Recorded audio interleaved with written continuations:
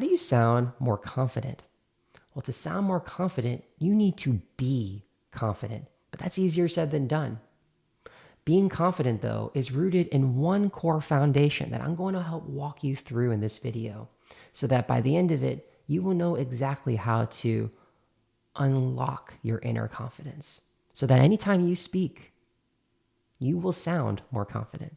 Hi, my name is Preston Chin, and welcome to the Preston Chin Podcast. This is episode 1, where each week I'll go through more in-depth tips and frameworks and strategies to help you improve your communication skills and be more effective at work.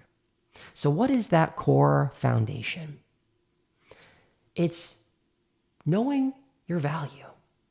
Know your value. And there are two ways to think about what is your value. There's your foundational value, and then there's your situational value. The foundational value are the core strengths that you believe represents your character, your person. Regardless of any interaction that you have, you bring these strengths to the table. And the situational value that you bring is specific to the conversation. If you are meeting with your CEO, what value do you have to bring to her? If you are leading a team meeting, what value do you have to bring to them? Or if you are trying to have a customer conversation to understand their pain points, what value do you have to bring to them? You see how those values can differ depending on the audience. But let's start with the foundational value. What is that foundational value that you have? It requires you to write down your strengths. And if you're like, well, Preston, I don't know if I'm really that good at anything, or I'm okay, but am I really excellent at it? That's okay. What are the top 5 things from a professional perspective that come to mind for you when you think, oh, I'm pretty good at that, or I'm at least okay at that? I want you to write those down. For example, if you were to see my list, it would look something like this. I'm really good at telling stories. I'm really good at teaching. I'm really good at connecting with other people. I'm really good at setting the big vision. And I'm really good at building things from 0 to 1. Those are 5 core strengths that I'll admit about 5 years ago, at one point when I wrote those down, I didn't really know if they were super strengths of mine. But the reason why it's so important to write them down is that it actually forces you to then say them aloud. What do I mean by that? Well, every morning, I want you to look at that piece of paper and I want you to say aloud your strengths. I'm really good at programming. I'm really good at unpacking insights from complex data. Write down what those are and say them aloud, because what happens is you're creating a positive reinforcement loop.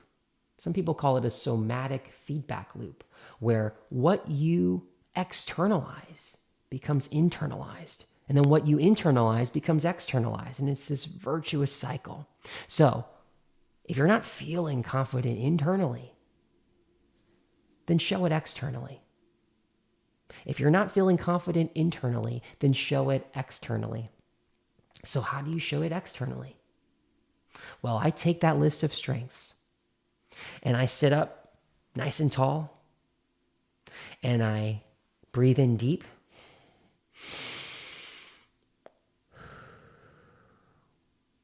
Center myself. And as I'm ready to exhale, after I've deeply inhaled, I say on the exhale each of my strengths. It's going to feel weird at first, but you need to do this every day. You need to do this every day until you feel it. Sometimes for people, that's a week. Sometimes that's a year. For me, it was 7 months. And what happens, you will sound more confident. Let me demonstrate for you. I'm really great at storytelling.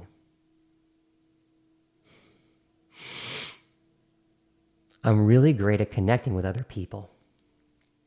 What's happening? As you're exhaling, you're riding the breath, that exhale, as you're speaking. You are actually projecting more than you normally would.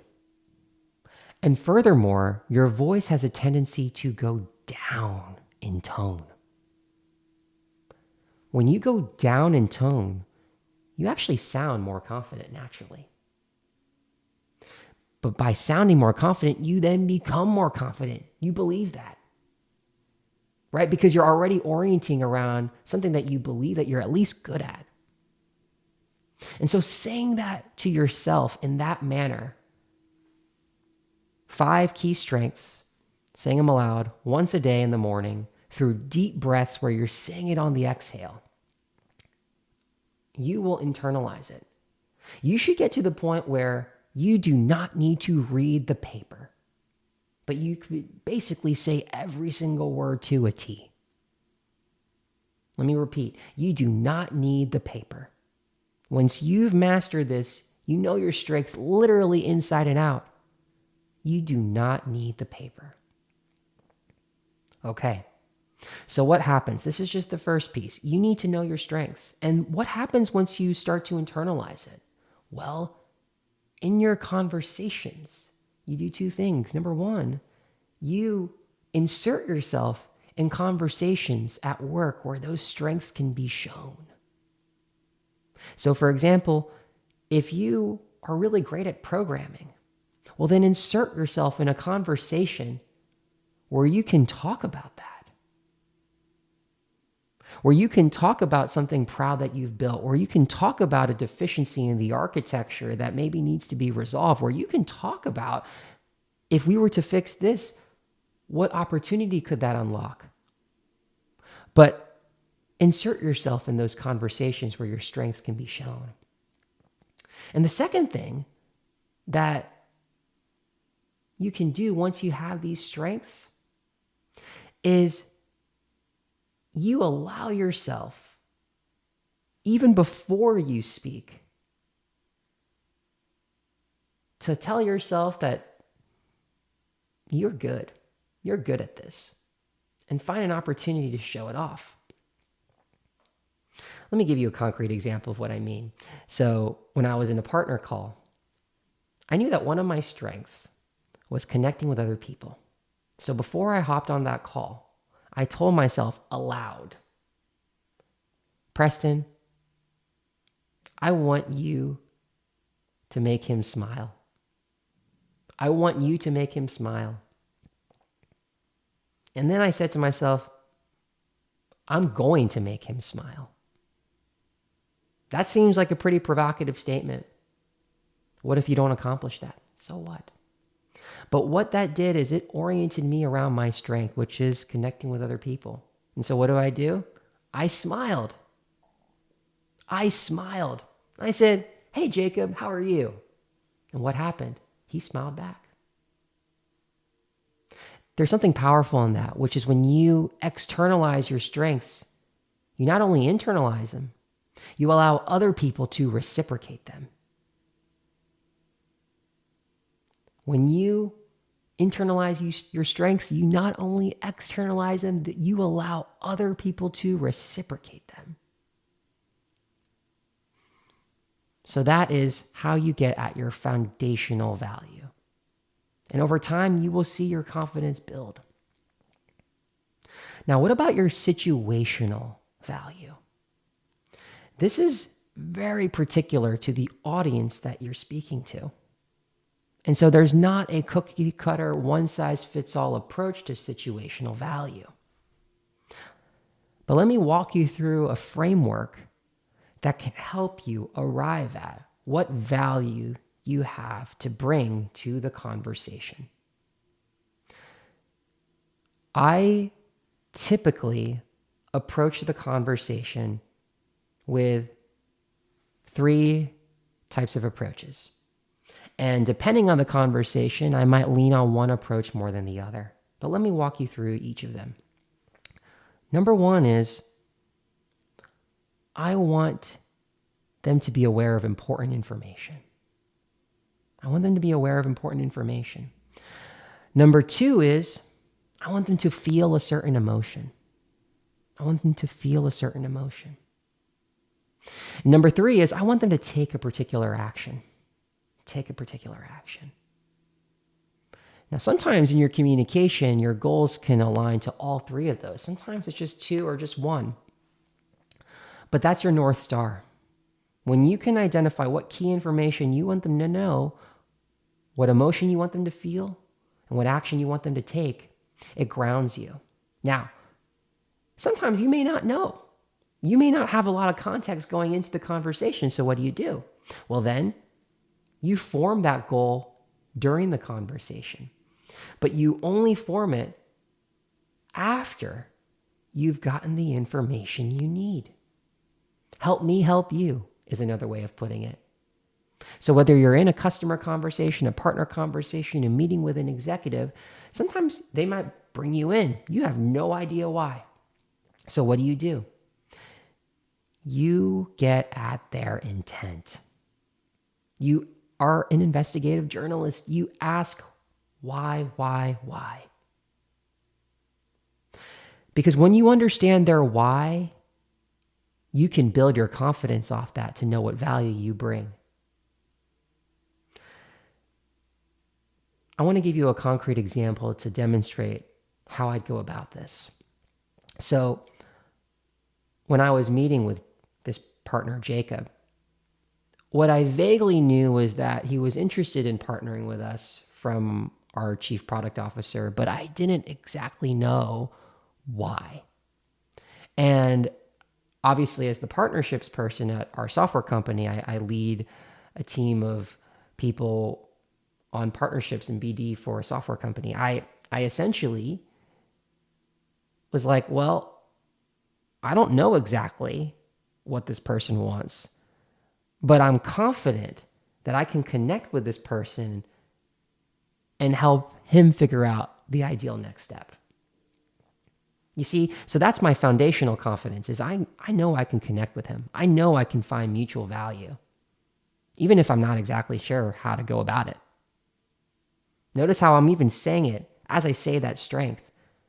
I'm saying it on a down tone. Remember? I'm saying it with my tone going down, and that internalizes my confidence for myself so I can externalize it. But aside from that, once I know that, I then share with him exactly what I want to get out of the conversation, but I have imperfect information.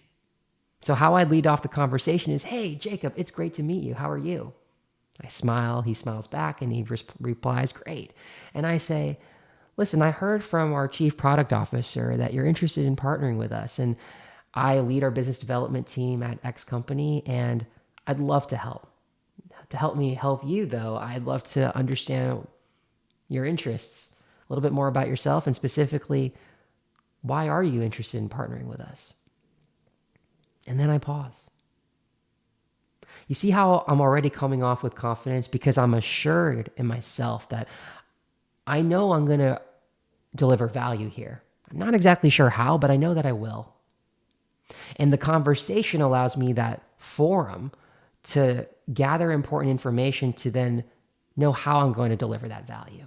So over time, as the conversation progressed, it was very clear that he wanted to integrate with us specifically because he saw this as an opportunity to meet his customer demand.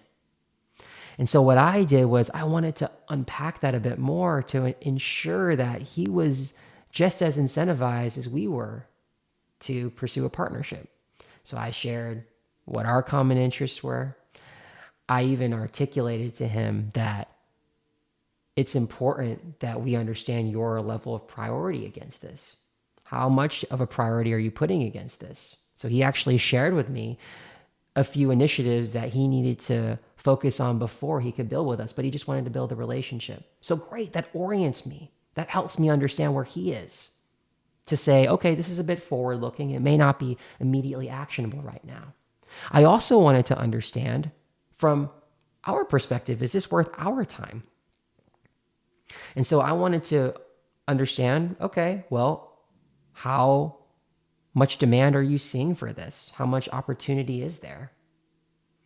And what you notice is that when you get them to talk and you gather this important information, it allowed me to come up with that concrete goal, which is I want Jacob to feel excited about a partnership with us and take the next step at a particular time we could align on. Okay, that's the goal. It became clear immediately within the first 10 minutes of a conversation that there was something here. We just needed to figure out the next steps. And we needed to figure out priority. But I also, as you notice in that sentence, I want him to feel excited. I have that emotional goal. How do I make him feel excited? Right? So in the course of my conversation, I'm weaving in stats about partnering with us and how it can help his business. But I'm not pushing it as a pitch. I just want him to feel excited. I'm also getting him to feel excited by showing that what he's saying resonates with a lot with me and that we can do something different from what he's done with our competitors. Right? There are many ways to go about it, but I'm anchored in how do I get him to feel excited? About what? Partnering with us. So now it's about, okay, what is the core partnership? What is the core first step that we're going to take? And when are we going to take it? But as you can see, I'm arriving at that situational value after I've gathered important information. And you notice that once you've locked down your foundational value and your situational value, in any interaction, you'll come in knowing that no matter what happens, it's going to be okay. Because I'm confident that eventually I'm going to deliver the value, even if it takes a few iterations. And what happens now, all of a sudden, you begin to speak with more confidence, just naturally, just by following that. Now, there are many different frameworks, tips, approaches to ensuring that you sound confident no matter what the scenario. But again, all those techniques that I can teach you are rooted in this foundational value and situational value that you internalize for yourself. So my action item for you is to write down your 5 strengths. It's to say them aloud every single morning until you no longer need to read off the paper. And in your next conversation, I want you to write down what's the situational value that I can add to this conversation. And if you don't know, then what are the questions that I can ask so that I have enough information to know what my value is? And if you can do those things, you will go a lot further in your communication to sound more naturally confident. So that's episode 1 of the Press and Chin podcast. If you found this helpful, then I would strongly encourage you to sign up for the Impromptu Speakers Academy, where I go much more in depth on all the techniques and frameworks that you can use to apply your foundational confidence, your foundational values, your situational values, to apply them in any conversation to sound clear and articulate. So that does it for episode 1 of the Press and Chin podcast. Please like, subscribe, follow, and I hope you have a wonderful day. Take care.